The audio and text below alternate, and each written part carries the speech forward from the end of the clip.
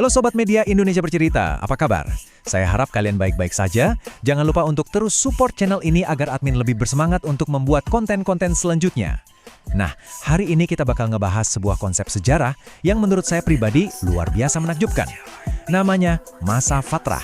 Coba deh kalian bayangin, ada sebuah jeda waktu yang super panjang, ngebentang sampai 6 abad lamanya, di mana dunia dibiarkan berjalan gitu aja tanpa ada sosok nabi.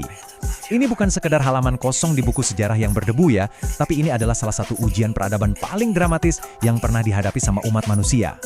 Penasaran kan? Yuk kita bedah misteri ini sama-sama. Oke, mari kita bahas lebih dalam nih. Pernah kepikiran nggak sih, apa yang sebenarnya terjadi pada dunia selama 600 tahun tanpa bimbingan seorang nabi? Ini pertanyaan besar banget yang bikin kita semua penasaran. Jadi, saat wahyu itu benar-benar terputus, umat manusia itu ibaratnya dilepas untuk nyetir nasib dan keyakinannya sendiri. Bayangin jalan di hutan tanpa kompas, pasti arahnya mulai mencar kemana-mana kan? Nah, disinilah muncul teka-teki sejarah yang epik banget. Manusia dari berbagai belahan dunia berusaha mati-matian nyari kebenaran dan makna hidup, tapi cuma ngandelin akal dan logika mereka aja. Kalau kita lihat dari perspektif sejarah Islam, alur ceritanya tuh dimulai ketika Nabi Isa bawa pesan tauhid yang murni banget. Pesannya simpel dan logis, yaitu menyembah Tuhan yang Maha Esa. Tapi, karena kondisi dunia saat itu belum siap dan malah dipenuhi sama intrik politik para penguasa, Nabi Isa akhirnya diselamatkan dan diangkat oleh Allah. Nah, peristiwa inilah yang memicu yang namanya masa fatrah, sebuah fase kekosongan bimbingan ilahi yang lamanya sampai 6 abad. Gila kan? Sampai akhirnya Nabi Muhammad diutus di sekitar tahun 600-an. Celah 600 tahun inilah yang jadi kanvas tempat manusia ngelukis sejarah peradaban mereka sendiri. Awalnya, ajaran para nabi itu selalu tentang tauhid yang murni dan sederhana banget, gak ribet. Tapi pas wahyu berhenti turun, tebak apa yang terjadi? Manusia mulai pakai imajinasi dan logika mereka buat ngisi kekosongan itu. Pesan yang tadinya super simple soal keesaan Tuhan, pelan-pelan malah bergeser jadi doktrin dan teologi yang kelewat rumit. Ditambah lagi ada pengaruh filsafat Yunani yang abstrak banget, dicampur sama kebutuhan politik dari Kekaisaran Romawi biar negaranya stabil. Jatuhnya, agama yang tadinya murni malah berubah jadi semacam institusi politik yang kaku. Nah, yang sangat menarik dari poin ini adalah perubahan teologi tadi tuh nggak terjadi mulus-mulus aja tanpa perlawanan loh. Banyak pengikut awal di daerah kayak Syam, Mesir, Afrika Utara, dan Jazirah Arab justru nolak keras doktrin-doktrin baru yang bikin pusing ini. Buat mereka, konsep ketuhanan yang logis, murni, dan rasional itu jauh lebih masuk akal dan sesuai sama ajaran nabi-nabi terdahulu. Tapi ya, sedihnya suara mereka ini pelan-pelan tenggelam.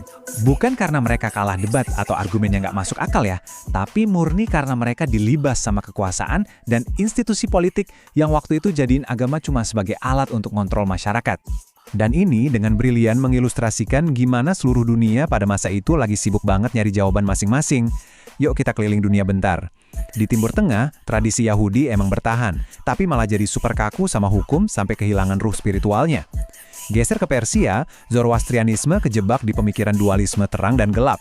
Terus di Asia, peradaban Hindu dan Buddha itu punya filsafat yang tinggi banget, tapi sayangnya sering kecampur sama ritual-ritual yang kaku dan hierarki masyarakat.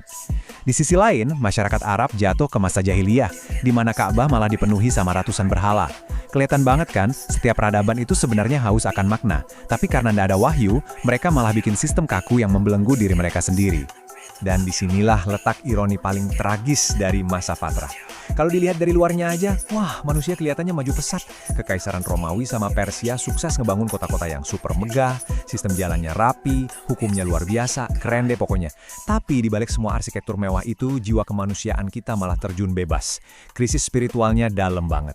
Urusan sama Tuhan cuma jadi formalitas doang. Ujung-ujungnya apa? Moral runtuh di mana-mana. Perbudakan dianggap wajar, penindasan dilegalkan, dan keadilan hilang entah kemana. Logika manusia itu emang jago banget buat ngebangun jembatan atau gedung pencakar langit, tapi terbukti gagal total buat jadi kompas moral kalau nggak ada panduan dari atas. Kondisi ini pastinya bawa kita ke sebuah refleksi yang lumayan dalam ya. Kita jadi mikir, kenapa sih harus ada kekosongan selama 600 tahun? Kenapa Tuhan ngebiarin manusia ngembara, nyari-nyari, dan tersesat dalam waktu yang selama itu? Apa iya sejarah ini cuma berjalan acak? Atau jangan-jangan jeda peradaban ini emang sengaja didesain sebagai ujian besar yang nggak bisa dihindari sama umat manusia? Yang bikin takjub, Al-Quran ngasih jawaban yang benar-benar gamblang soal ini. Dari kutipan ini, kita bisa nangkep bahwa perdebatan, perselisihan, atau ideologi yang beda-beda itu bukanlah sebuah cacat produksi dari penciptaan. Logikanya gini, Tuhan itu bisa aja dengan gampang bikin semua manusia punya isi kepala yang persis sama. Tapi justru, kebebasan berpikir yang akhirnya ngelahirin perbedaan inilah ujian utamanya. Ini emang udah disetting dari sananya. Dipertegas lagi nih di sini. Esensi kenapa manusia sampai pecah-pecah selama masa fatrah jadi makin kelihatan. Fragmentasi kita jadi berbagai bangsa, budaya, dan kelompok itu sebenarnya adalah kurikulum kehidupan. Pelajaran ini hadir biar kita tuh sadar batas kemampuan akal dan ego kita sendiri. Ratusan tahun ngelewatin masa fatrah ngebuktiin bahwa kalau manusia cuma ngandelin mataknya sendiri, keberagaman itu malah berujung jadi konflik, bukan jadi wadah buat saling kenal atau bersatu. Jadi intinya, hikmah dari masa fatrah ini luar biasa dalam. Ini adalah bentuk kebijaksanaan ilahi, di mana kita manusia ini benar-benar dibiarin jalan sejauh mungkin. Kita dibiarin mentok ngeksplorasi semua sudut logika, filsafat, dan sistem kemasyarakatan yang kita bikin sendiri. Tujuannya apa coba? Buat ngebuktiin satu realitas yang pahit. Bahwa sehebat-hebatnya filsafat manusia, kalau nggak dibarengi sama wahyu, ujung-ujungnya ya cuma kebingungan massal dan debat kusir yang nggak kelar-kelar. Manusia benar-benar harus ngerasain capek dan lelah spiritual secara global dulu, baru deh mereka bisa benar-benar ngehargain betapa mahalnya nilai kebenaran yang sejati. Jadi poin krusialnya adalah, pas dunia udah bener-bener nyentuh titik nadir dari rasa capek dan kebingungan selama 600 tahun itu, barulah Nabi Muhammad diutus. Dan ini yang harus banget digarisbawahi ya, kedatangan beliau itu bukan buat ngenalin Tuhan baru atau bawa agama yang aneh dan asing, nggak sama sekali. Kehadirannya itu ibarat penjelasan terakhir, sebuah jawaban final dari semua benang kusut yang terjadi selama 6 abad. Beliau hadir tepat di saat dunia akhirnya siap buat diam dan mendengarkan. Coba deh perhatiin lokasi turunnya pesan terakhir ini. Pesan ini sengaja nggak diturunin di pusat kemegahan filsafat atau di tengah kekaisaran raksasa kayak Romawi atau Persia. Kenapa? Biar nggak gampang dipelintir jadi alat politik para penguasa. Makanya wahyu ini turunnya di Jazirah Arab yang waktu itu bisa dibilang wilayah pinggiran. Pesan ini emang didesain buat nembus semua batas ras dan batasan politik.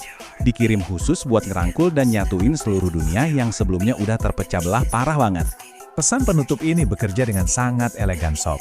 Dia ngoreksi sejarah masa lalu tanpa harus menghapus sejarah itu sendiri. Pesan ini memurnikan kembali ajaran tauhid yang asli.